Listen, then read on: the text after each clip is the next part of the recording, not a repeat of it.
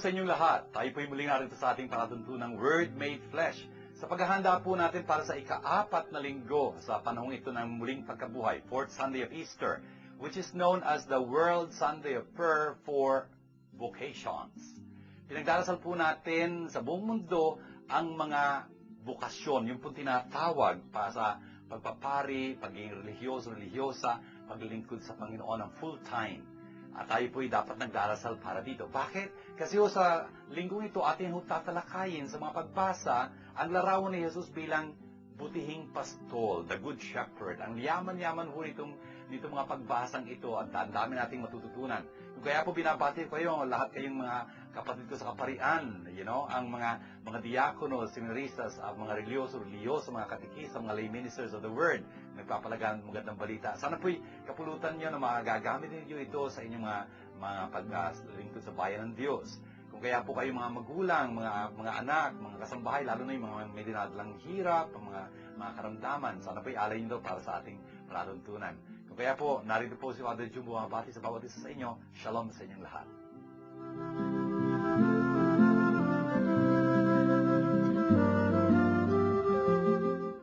Ang Word Made Flesh ay masayang nakikibahagi at malugod na sumusuporta sa pondo ng Pinoy.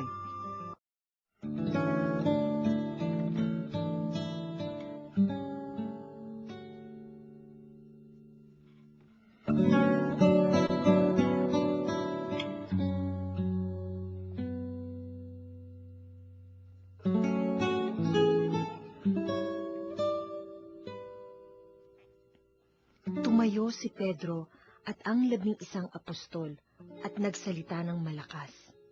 Mga kababayan at mga naninirahan sa Jerusalem, pakinggan ninyong mabuti ang aking sasabihin. Kaya't dapat malaman ng buong Israel na itong si Jesus na ipinako ninyo sa krus, siya ang ginawa ng Diyos na Panginoon at Kristo.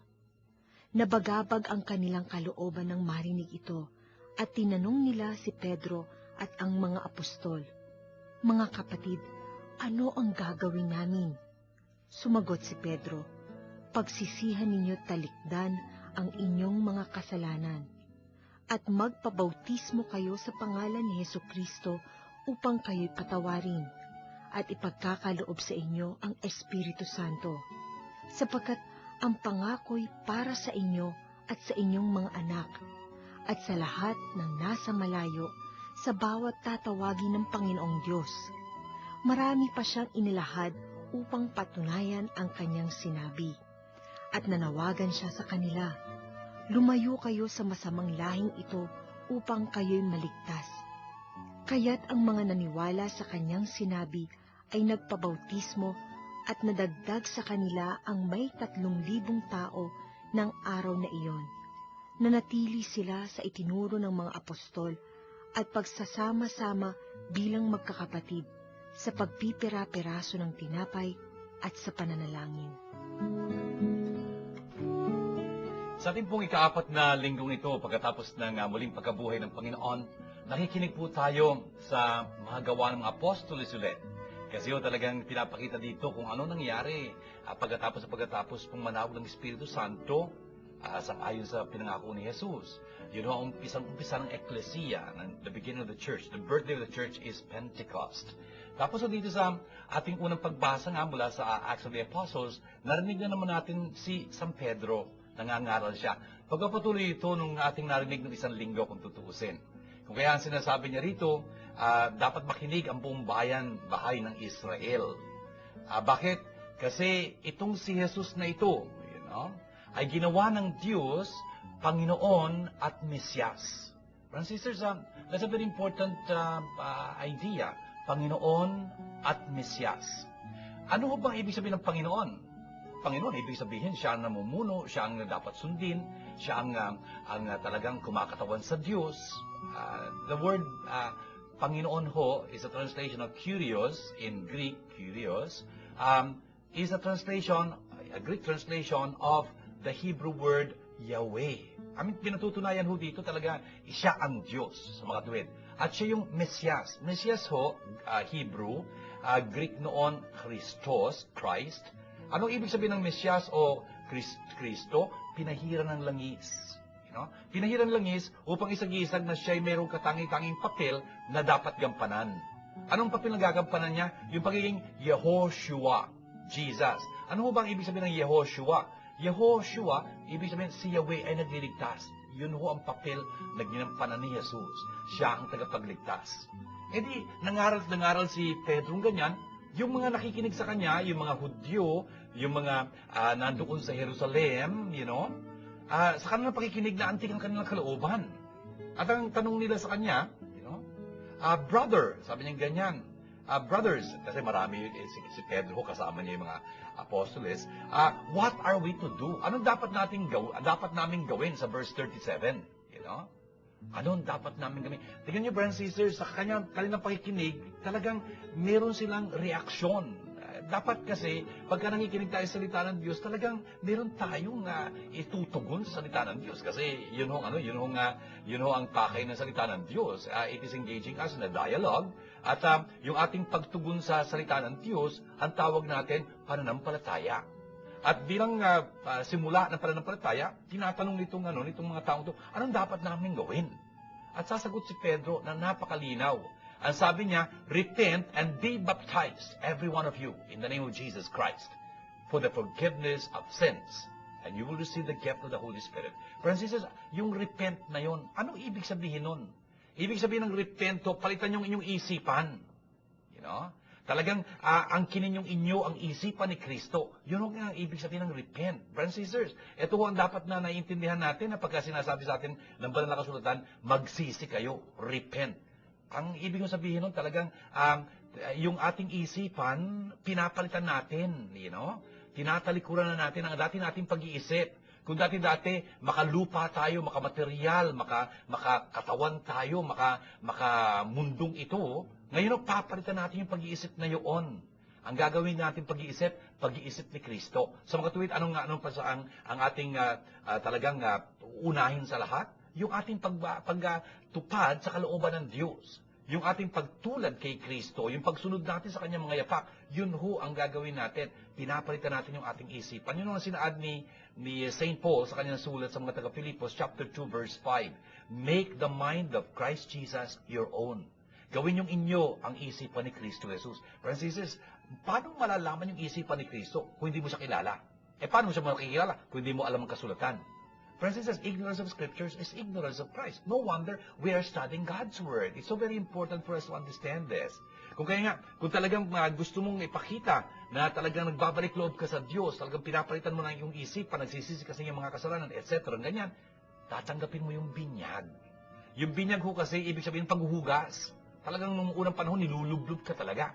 Ang ibig sabihin nun talagang gusto mong malinis ka sa iyong mga kasalanan. Yun ang ibig sabihin ng pagpabinyag. Kung pagka ganoon, tatanggapin mo ang handog ng Espiritu Santo. Akala mo, the gift of the Holy Spirit. Akala mo yung gift is another thing from the Holy Spirit. Hindi ho, the gift, which is the Holy Spirit. Ganun ho yung Griego nito. It is a expletive genitive. Sabi nila ganyan. Pinapalinaw, ano yung gift na tatanggapin mo? The Holy Spirit. Brothers and sisters, ito ho yung dapat na gawin natin. Talagang pinagsisisihan natin ang ating kasalanan. Talagang sinasabuhay natin yung ating binyag. Pagka ganun ho, talagang magkakatotoo yung sabi sa atin ni San Pedro dito, verse 40, sabi niya sa kanila, save yourselves from this corrupt generation. Iligtas nyo inyong mga sarili mula sa talagang nabubulok na henerasyong ito. Brothers and sisters, yung mundo kasi, nabubulok siya talaga. Bakit? Ang prinsipyo niya kasi, kabulukan, kasamaan. Wala akong mangyayari doon talaga pagka mundo pinairal natin sa ating mga sarili. Ang hahantungan natin kamatayan. Sa kamatayan, wala nangyayari kung nabubulok. Ayun ang nabibigay buhay sa atin, ang nagbibigay pag-asa sa atin, ay ating pananampalataya na nagpapakita na si Jesus nga ang talagang pinapanginoon natin. Siya ang buhay para sa atin. And so, ayun nga, talagang nililigtas natin, hindi natin tinutularan ang mundong ito. Ang maganda nito ho, dahil sa pangangaral ni San Pedro ngayon, na talagang pinuspos ng Espiritu Santo yung mga taong nakikinig sa kanya, talagang naanting ang kalooban. Ano nangyari? About 3,000 persons were added that day to the church. Ito yung talagang magagawa ng Espiritu Santo pagka nagkataon. Kung may mga taong mga ngaral ng magandang balita. Ayun ho ang ginagawa dito sa ating programang ito. Sana ho, paunlakan natin ng Espiritu Santo.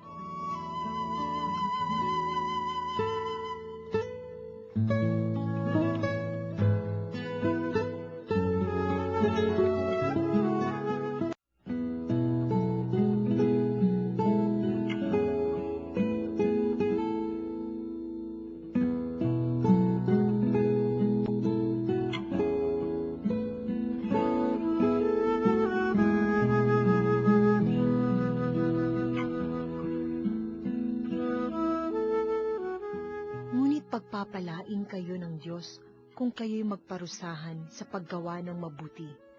Ang pagtitiis ng hirap ay bahagi ng pagkahirang sa inyo ng Diyos, sapagkat nang si Kristo ay magtiis para sa inyo, binigyan niya kayo ng halimbawang dapat tularan. Hindi siya gumawa ng anumang kasalanan o nagsinungaling kailanman. Nang siya'y alipustain, hindi siya gumanti. Nang siya'y pahirapan, hindi siya nagbanta. Nanalig siya sa Diyos na makatarungan. Sa kanyang pagkamatay sa krus, dinala niya ang bigat ng ating mga kasalanan upang tuluyan na nating iwan ang pagkakasala at mamuhay ayon sa kalooban ng Diyos. Kayo'y gumaling sa pamamagitan ng kanyang mga sugat, sapagkat nagkawatak-watak kayo gaya ng mga tupang naligaw, ngunit tinipon kayong muli ng pastol at tagapangalaga ng inyong mga kaluluwa. Sa atin ho, ikalawang pagbasa, pinagpapatuloy ho natin ang ating pakikinig kay San Pedro sa kanyang unang sulat, chapter 2. At dito ho, sinasaad sa atin ni San Pedro, sinasabi niya sa atin kung anong dapat mangyari sa ating buhay Kristiyano. Ano nga ba sinasabi niya rito? Ang sabi niya, ano naman ang karangalan kung nagdurusa ka dahil gumawa ka ng mali? Kung nagdurusa ka, nagbabata ka ng hirap dahil sa kabutihan na ginawa mo, isang biyaya ng Panginoon yon. Ganun-ganun ho kasi nangyari kay Jesus. Si Jesus din ho nagdusa para sa atin. Binigyan niya ho tayo ng halimbawa na tayo man dapat lumakad sa kanyang yapak. Yun ang turo sa atin ni Jesus kasi, na talagang dapat sundan natin siya. Kung ibig niyo namang maging alagad ko, limutin niya ang kanyang sarili, pasanin niya ang kanyang krus at sumunod sa akin. Yun ang pagsunod na yun, ibig sabihin, pagtupad natin kanyang inuutos, sundin, yung kanyang mga turo, at sundan yung kanyang halimbawa. Tapos dito sa verse 22, ang sabi niya dito, hindi siya nagkasala, wala siyang nagawang kasalanan. Kaya nga, ayaw siyang binyagan ni Juan Bautista, hindi ba, nung nagpapabinyag siya kay Juan Bautista? Teka muna, ako dapat nagpapabinyag sa inyo, kanyang papabinyag sa akin. Tapos, sabi niya, di bale, gawin na muna natin to. Sa ganung paraan, natutupad natin ang katarungan ng Diyos. Wala akong kasalanan, tama ka, pero aakuin ko ang kasalanan ng sanlibutan. Si Juan Bautista pa nga nagsabi, narito ang kordero ng Diyos nag-aalis ng kasalanan ng sanlibutan. Hindi kasalanan niya, kundi kasalanan ng sanlibutan. Kung kaya, ayun, sa verse 22, wala siyang ginawang kasalanan, walang kasinungaling ang nakita sa kanyang panalita. Pero ganun pa man, maghihirap siya. Sa verse 23, nasabi, nung siya ininsulto, hindi siya nagbalik ng insulto. Nung siya nagdurusa, hindi siya nagbanta. Kundi, talagang ibinigay niya ang kanyang sarili doon sa naghuhusga ng makatarungan. Wala na iba kundi ang Diyos Ama. In other words, talagang tinupad niya yung kalooban ng Diyos kahit na masakit. Not my will, yours be done. Sabi niya nga dun sa Hardin ng Gethsemane. Sa verse 24, ang sabi niya dito, He Himself bore our sins in His body upon the cross. Talagang totoo naman yun. Binatan ni Jesus yung ating mga kasalanan sa kanyang sarili doon sa krus. Kaya siya pinako sa krus dahil sa kasalanan natin. Wala naman siya kasalanan, no? Bakit? Upang tayo, ligtas mula sa kasalanan, ay talagang mamuhay sa katarungan. Francis, yun ang dapat na mangyari sa atin. Talagang namumuhay tayo ng makatarungan, ng matuwid. Ibig sabihin ng katwiran nga pala, dapat natin sa alang-alang lagi ito pag nagbabasa tayo ng Biblia. What does it mean? Yung justice, righteousness, uprightness, katarungan, katwiran. Ibig mo sabihin nun, tapat tayo sa ating kasunduan sa Diyos. Yun ang ibig sabihin ng pagiging just. Kasunduan tayo sa Diyos, siya magiging Diyos natin, tutuparin natin kanyang mga inuutos. At pagka pinangatawanan ho natin yon, talagang matuwid tayo. Tulad din naman ng Diyos ay matuwid. Bakit? Kasi talagang kanyang pinangangatawanan at talagang pinanghahawakan, tinutupad ang kanyang mga pangako sa atin. Francis, tingnan niyo kung anong sabi pa dito ni San Pedro. By His wounds, sabi niya ganyan, you have been healed. Francis, importante yun. Tayo ho'y napagaling ng Panginoon sa pamamagitan ng kanyang mga binatang mga hirap at mga sugat niya. Napakaganda ho nitong talatang ito, itong verse 24 na ito. Dapat ho nating angkinin ito. Talagang napagaling tayo ng Panginoon dahil sa kanyang mga tinamong sugat. Imbis na sa ating lalatay, sa kanya lumatay. Kung kaya nga, tayo'y gumaling dahil sa kanya. Tinubos niya tayo. Imbis na tayong pahihirapan, siya nagpakahirap. Imbis na tayong mamatay, siya ang namatay. Ibang usapan talaga itong tungkol sa Panginoon. And then, for you have gone astray like sheep, you have now returned to the shepherd and guardian of your souls. Francis, nung wala pa tayo sa pananampalataya, hindi pa tayo talagang nagsisi sa ating mga kasalanan, nung umiiral pa talaga ang dati nating mga gawi, ang dati nating mga buhay, ay talaga para tayong mga ligaw ng mga tupa. Kanya-kanyang lakad, Yung pastol, papunta ron, tayo papunta ron sa kabila, Kaya talagang nawala tayo kung tutuusin. Pero ngayon, nagbalik tayo sa ating pastol at talagang tagapamuno, tagapagtanggol ng ating mga kaluluwa. Francis, ang dapat na ginagawa natin. Yun ang ginawa natin sa buong Kwaresma kung tutuusin bilang paghanda sa ating pinagdiriwang ngayong Easter, yung muling pagkabuhay ng Panginoon. Sana nga ganun talaga ang katotohanan sa ating mga buhay. Nakapagbalik loob na tayo sa Diyos. Talagang sinisikap natin na ang Panginoong Jesus ang talagang gawin nating ating pastol. Wala hong silbi ang magbuting pastol kung yung tupa hindi sumusunod. Ayun nga tayo dapat mga tupa na sumusunod sa ating pastol. Bakit? Kasi siya magdadala sa atin sa luntiang pastulan, sa talagang masaganang buhay na siya lamang pagbibigay sa atin.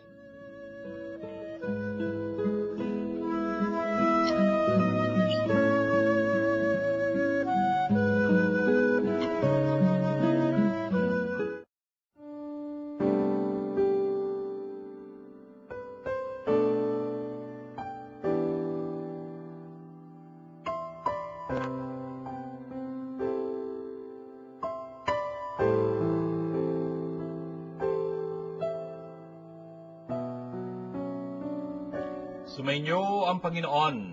Ang magandang balita ng Panginoon ayon kay San Juan.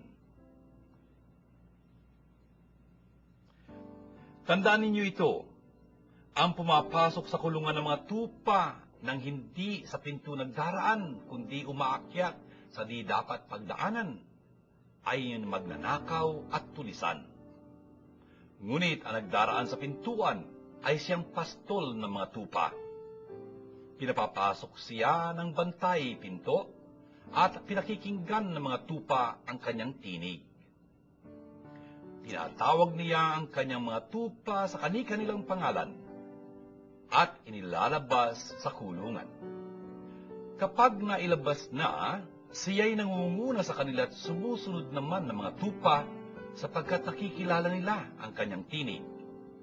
Hindi sila sumusunod sa iba, pagkus pangay patakbong lumalayo, sapagkat hindi nila nakikilala ang kanyang tinig. Sinabi ni Jesus ang talinghagang ito, ngunit hindi nila naunawaan ang ibig niyang sabihin. Kaya't muling sinabi ni Jesus, tandaan ninyo, ako ang pintuang dinaraanan ng mga tupa. Ang mga nauna sa akin ay mga magnanakaw at mga tulisan, ngunit hindi sila pinakinggan ng mga tupa. Ako ang pintuan. Ang sino ang pumapasok sa pamamagitan ko'y maliligtas. Papasok siya't lalabas at pagkatatagpo ng pastulan. Kaya lamang pupunta rito ang magnanakaw ay upang magnakaw, pumatay at magwasak. Naparito ako upang ang mga tupay magkaroon ng buhay, isang buhay na ganap at kasiyasiya. Ito mga kapatid na magandang balita ng ating kaligtasan. Mga kapatid, tingnan niyo po itong ating napakagandang pagbasa mula sa ikasampung kabanata ni San Juan. Ito po yung kabanata ng butihing pastol, the goodly shepherd. Narinig ho natin sa sa ikalawang pagbasa ho, na si Jesus ho ang pastol natin at tagapagtanggol, the shepherd and guardian of our souls.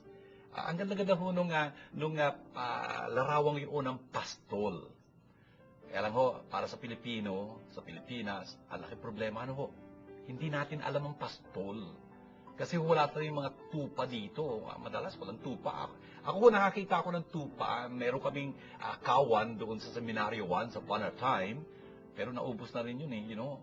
Kadalasan ho, yung tupa na nakikita natin, yung mga lamb chops ho, you know. Nasa mga supermarket or something like that. Pero yung gumagalaw, you know, tumatakbo mga tupa, medyo hindi. Kambing pa, yes. Pero tupa. Pero importante yung maintindihan yung tupa, kung yung pastol, pag-uusapan natin dito. Kung kaya, tingnan nyo, no, akala mo, simple-simple itong usapang ito, pero kung hindi mo naman nararanasan, paano mo naintindihan? You know?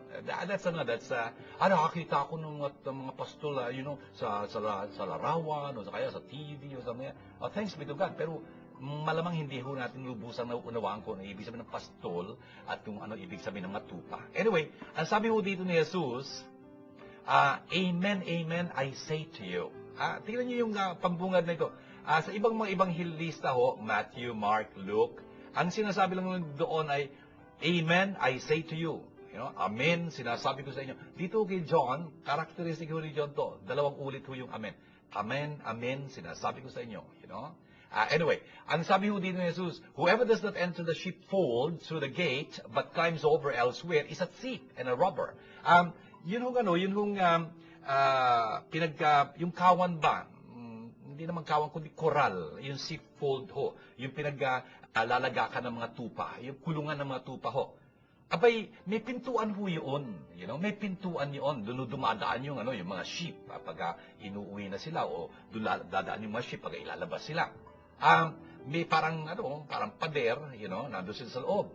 Yung pastol ho, natural, dapat papasok sa doon sa kawan o lalabas sa kawan sa pamagitan ng pintuan. Ang sabi ni Jesus dito, yung dumadaan sa ibang lugar, hindi sa pintuan, ay talaga magnanakaw lang iyon at tulisan. Sabi niya ganyan. I mean, kita-kita naman no? Ano ba problema ba ba't hindi ka magdaan doon sa pintuan? Ayaw mo siguro makita. Yun, that's it. I mean, so, ba't ayaw mo makita? Magnanakaw ka siguro. Something like that. Lantaran ka magpapakita doon sa gwardiya ng ano. And so, ang sabi niya, whoever enters through the gate is the shepherd of the sheep. Ay, natural sa isang pastol, dadaan siya doon sa dapat ng daanan. Yung pintuan. You know? Kasi pamumunuan niya yung mga tupay you know? Pamuna niya pumasok, pamuna niya lumabas. Kung kaya, doon siya dadaan sa pintuan.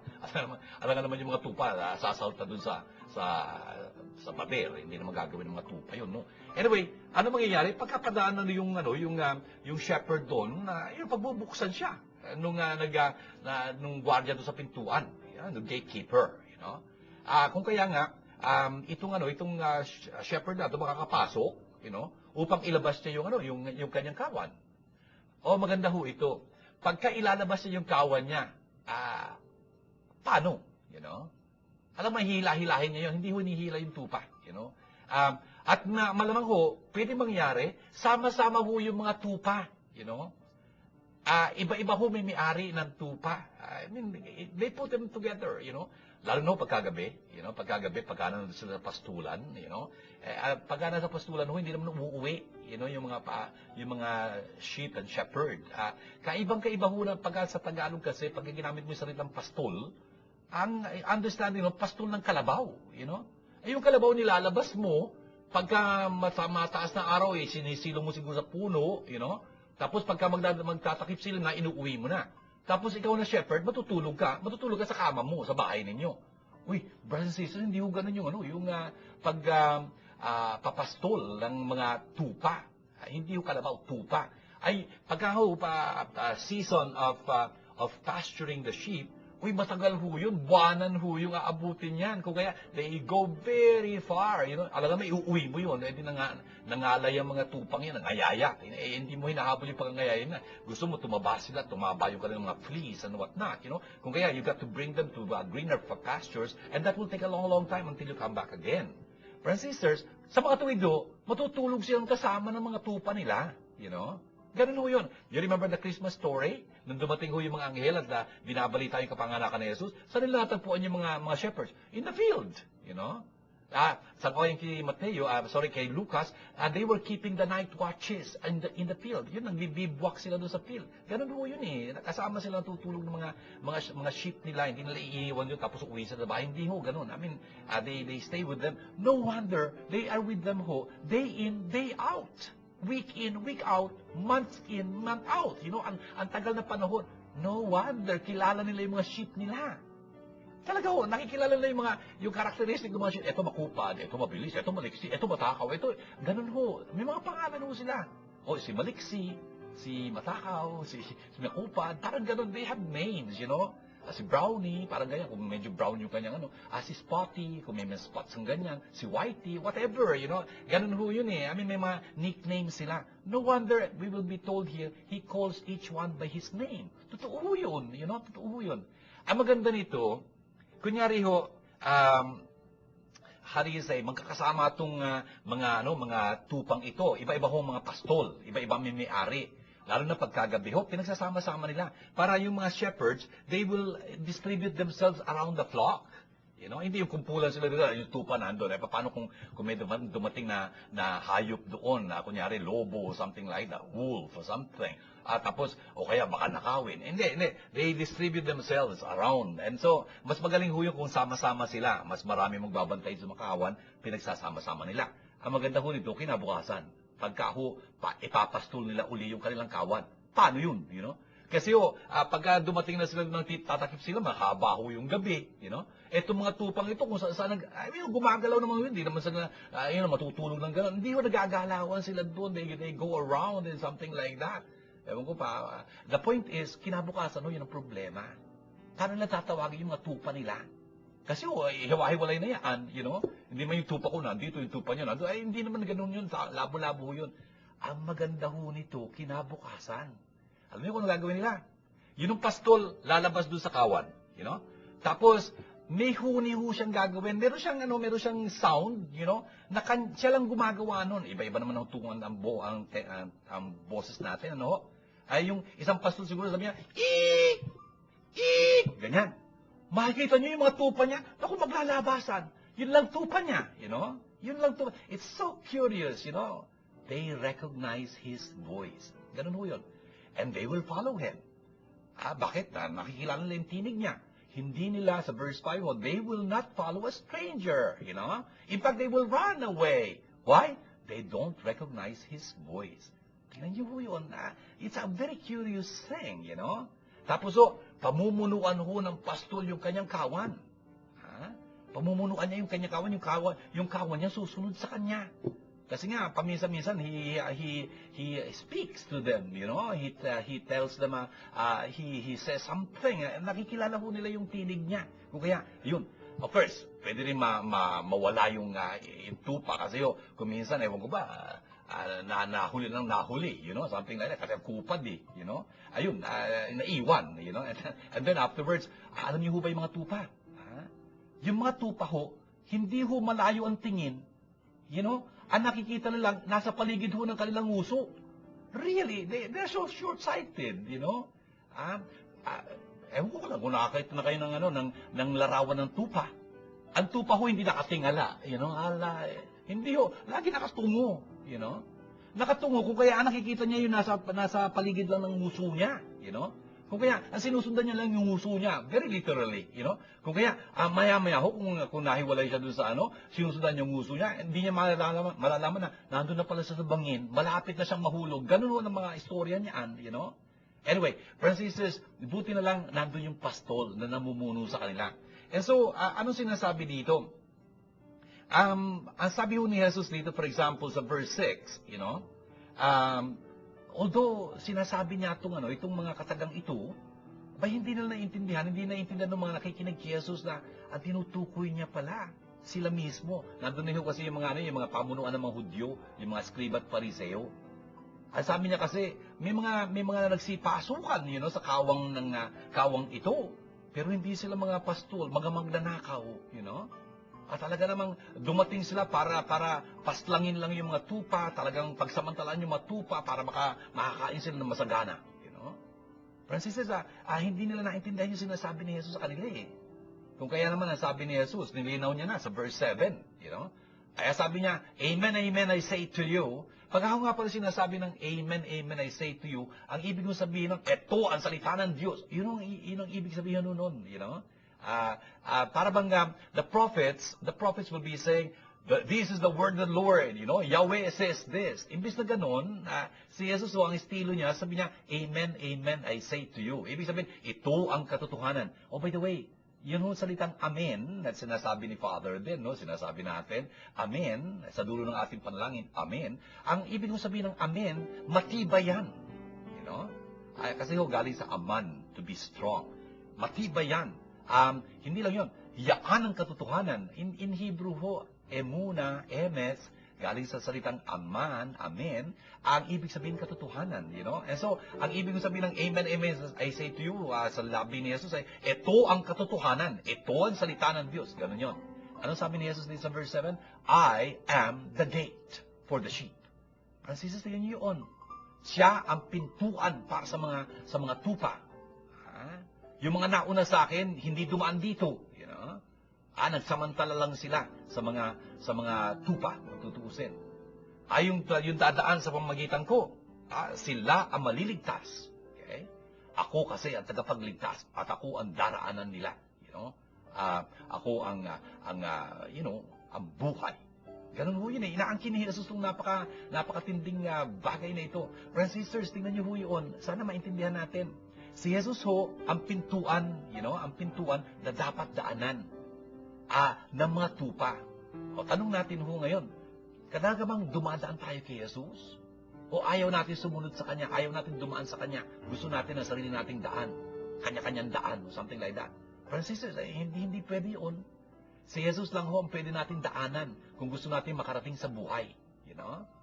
I am the way and the truth and the light. Sasabihin ni Jesus sa atin. Kung dadaan tayo sa Kanya, makarating tayo sa tunay na buhay. Yun ang sabi ni Jesus sa verse 10, Ang sabi niya, a thief comes only to steal, to slaughter, to destroy. Yun lang ang pakay ng isang magnanakaw. Pero dumating ako, I came, upang sila ang aking kawan. In other words, yung mga nananampalataya sa akin, dumating ako upang sila'y magkaroon ng buhay. Hindi lang buhay na masagana. Francis, importante ho itong sinasabi ni Jesus na ito. Kung gusto natin magkaroon ng buhay, dapat tayong lumapit kay Jesus. Siya ho ang buhay. I am the way and the truth and the life. At pagka dumating tayo kay Jesus, bibigyan tayo na hindi lang ng buhay, kundi masaganang buhay. Tingnan nga ho natin ang ating mga sarili. Kamusta nga ho ba tayo? Talaga bang buhay na buhay tayo? Matibay ba yung ating pag-asa? Talaga bang meron tayong hinaharap? Talaga bang masigla tayo? O nanlulupay-pay tayo? O sila ang ating kalooban? Ay importante ho, magpunta tayo kay Jesus. Si Jesus ang magbibigay sa atin ng buhay.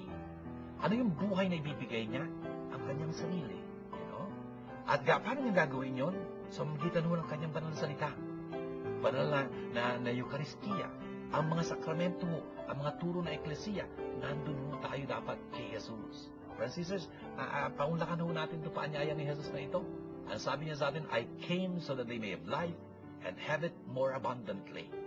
Naparito ko pang magkaroon sila ng buhay na masagana. Yun ang pangako sa atin ni Jesus, yun ang inaalok niya sa atin, sana tanggapin natin.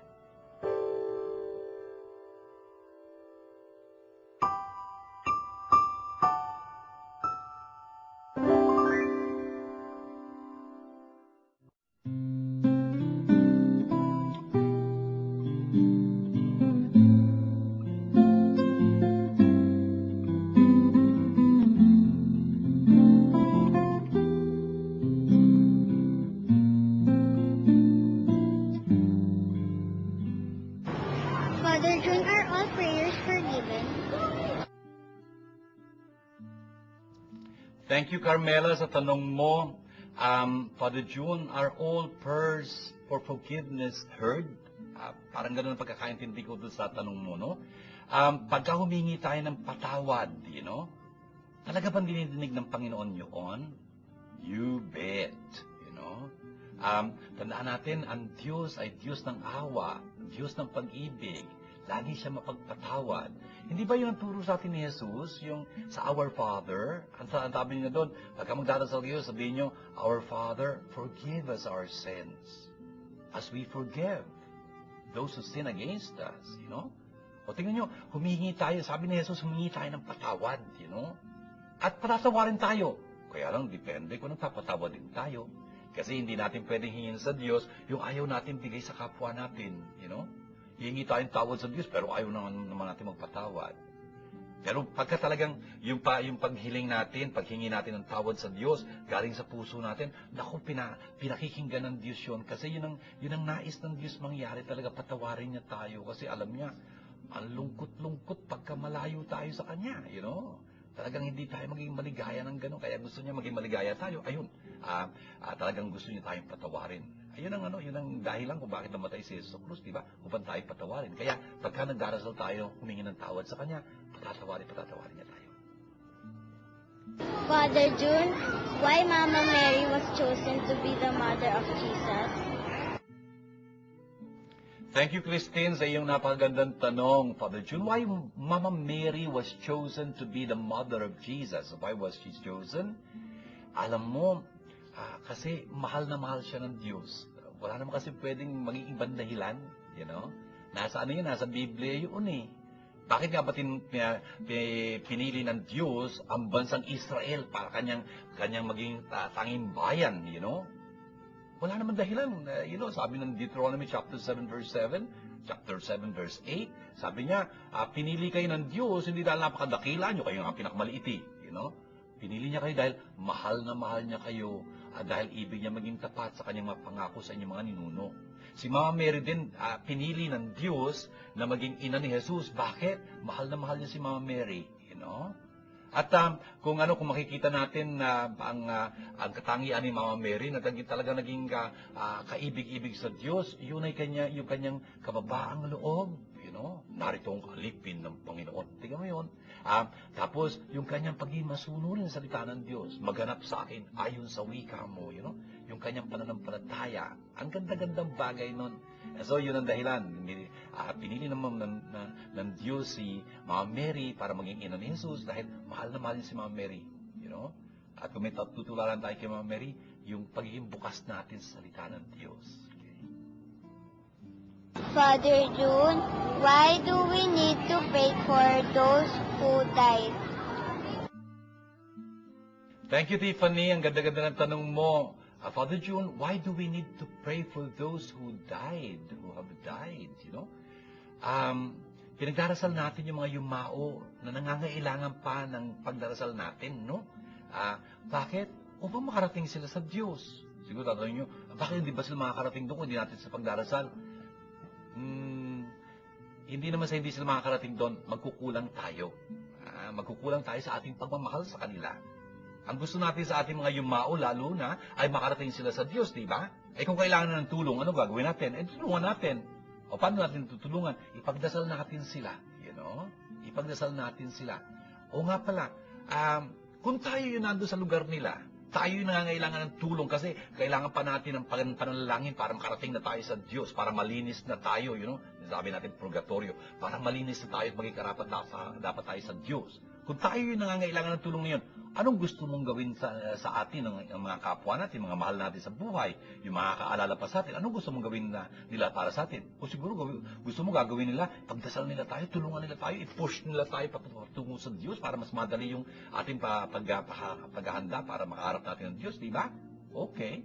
Sabi niya, ang utos na Jesus, gawin mo sa iba ang gusto mong gawin nila sa iyo, Ngayon, ating pagkakataon itong pagdasal sila. Isang napakagandang tanda ng pagmamahal natin sa ating mga yumao yun. Pagdasal natin sila.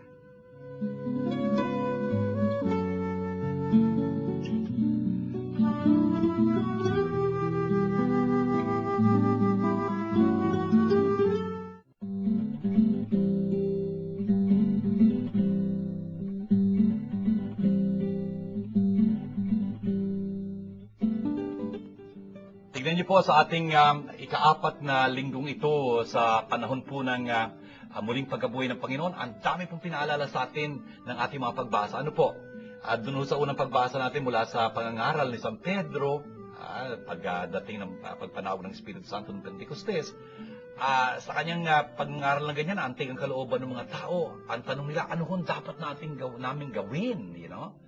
Ano sagot niya? Magsisi kayo at magpabinyag upang matanggap ninyo ang kaloob ng Diyos, ang Espiritu Santo. Brothers and sisters, you know ang dapat na talagang ginagawa natin. Talagang tinatalikuran natin mga kasalanan. Ibig sabihin nun, talagang pinapalitan natin ang ating isipan. Ano pang papalitan natin? Ang isipan ni Kristo. Tapos talagang isinasabuhay natin yung ating binyag. You know nga, dapat mangyari ganyan kasi nabinyagan na ho tayo. Ngayon sinasabuhay dapat natin yung ating binyag. Bago na ho yung pamumuhay natin, hindi yung dating gawi natin. You know? Tapos talagang matatanggap natin ang Espiritu Santo, ang kaloob ng Espiritu Santo, the gift of the Holy Spirit. Ang Holy Spirit na ito ang talagang huhubog sa ating maging tunay tayong tulad ni Kristo. Ang Espiritu Santo ito ang kapalakas sa atin upang masundan natin at matupad natin ang utos ni Kristo. Ganun ho ang papel ng Espiritu Santo, napaka-importante ho. Siya ho ang tumutulong sa atin para maunawaan natin ang kasulatan, ang Biblia, na kanyang ininspira. You know, can you imagine? Tapos sa ikalawang pagbasang narinig natin, pinaalala sa atin ni San Pedro uli, you know, na kung magdurusa man tayo, magdusa tayo dahil sa kabutihan na ginagawa natin, hindi kasamaan. Dapat tularan natin si Jesus na nagdusa, binigyan tayo ng magandang halimbawa. Si Jesus ang talagang nagpakasakit para sa atin at sa pamamagitan ng kanyang mga pagpapakasakit, yung kanyang mga sugat, talagang napagaling niya tayo, you know. Inaangkin ho natin yung kasulatan yun pagka pinagdarasal kayo ni Father para sa inyong kagalingan. Inaangkin ho ni Father yun. By His wounds, we are healed. You know? Tapos talagang isaalang-alang natin si Jesus na ating shepherd and guardian of our souls. You know? Wala nang iba. Si Jesus ang ating susundan bilang ating pastol. Siya ang pagkakatiwalaan natin ng ating kaluluwa, ng ating buong pagkatao. Doon sa gospel na narinig natin, nakita natin si Jesus, you know, ay ang butihing pastol na talaga namumuno sa kanyang kawan. Tayo ho yung kawan ni Jesus. Sana ho talagang sumusunod lagi tayo sa ating pastol. Dinidinig natin yung tinig niya, hindi tinig ng iba. You know? Hindi ho tinig ng iba. Yung tinig niya na umaalingaw-ngaw hanggang ngayon sa turo ng Eklesiya, you know? Kata-eho. Echo down. Yun ang ginagawa ng Eklesiya. Ine-echo niya yung tinig ni Kristo. Hindi lang ho binabasa natin ang kasulatan. Pinakikinggan ho natin ang Eklesiya. Kasi yung pagkakasulatan ng babasahin natin, nako, pwede tayo magkahiwa-hiwalay. Ang daming interpretasyon na ano. Hindi ho pakinggan natin ang tinig ni Kristo umaalingaw-ngaw hanggang ngayon sa magitan ng Eklesiya. That's it. You know? Tapos talagang tandaan natin, papasok tayo doon sa pintuan. Wala nang iba yun kundi si Kristo. Siya ho magdadala sa atin sa pastulan. You know? At tandaan natin yung sinabi niya sa verse 10, chapter 10, verse 10 ni John. You know? I came, naparito ko upang magkaroon sila ng buhay na masagana. You know, ang dinudulot sa atin ni Jesus pagka nakikilala natin ang Ama at nakikilala natin si Jesus. You know, ang eternal life. Eternal life is this. John chapter 17, verse 3, that they may know you, Father, as the one true God and Jesus Christ whom you sent. You know, ang buhay Diyos. That's eternal life. And so, let's come to know Jesus more and more. How? Through the sacred scriptures. Brothers and sisters, gawin natin panalangin ang lahat ng ito, you know, sa ngalan ng Ama at ng Anak at ng Espiritu Santo. Amen. Abba, mapagmahal naming Diyos at Ama, salamat pong marami sa mga napaalala niyo sa aming katotohanan at mga katuruan na aming natuhayan dito sa mga pagbasa. Hinihiling po namin sana tulungan niyo maisabuhay ito ng mas malaliman upang maging kaaya-aya kami sa inyo. Matamo namin ang buhay na daladala ni Jesus, buhay na masagana. Abba, tinataas po namin sa inyo ang lahat ng mga namimighati dahil sa pagyaon ng kanilang mga minamahal. Yung pong mga may karamdamang humihingi ng kagalingan. Yung pong mga may suliranin, yung mga naguguluhan sa kanilang buhay, yung mga pinoproblemang bigat. Sana po itulungan niyo sila, tampayan niyo ho sila ng inyong awa, ng inyong habag. upang talagang makatagpo sila ng solusyon na kaaya-aya sa inyo. Aba, tinataas po namin ang lahat ng mga tumutulong sa amin upang maisakatuparan itong aming programang Word Made Flesh at lahat po ng ibig pang tumulong sa amin. Amin po itong dalangin kasama ng amin ang bilin alang-alang sa aming malulhating Panginoon, si Jesu Cristo ang inyong anak. Amen. Sumainyo ang Panginoon at pagpalain kayong masaganang ng makapangyarihang Diyos, Ama at Anak at Espiritu Santo. Amen. Ito pong ating pagdiriwang ng salita ng Diyos dito sa Word Made Flesh, ating programa. Sana po nakapaghatid sa inyo ng pag-asa, ng sigla, ng pag-unlad sa inyong pananampalataya, pag-asa at pag-ibig. Kung ganun po, sana ipaabot nyo sa amin ang inyong karanasan. Yan po sa aming mga cell text number, tapos sa email address na yan. Hanggang po sa muli, pagpalain kayo lagi ng Panginoon at shalom sa inyong lahat. This program is brought to you by God, the Word made flesh. Indeed, God is our sponsor.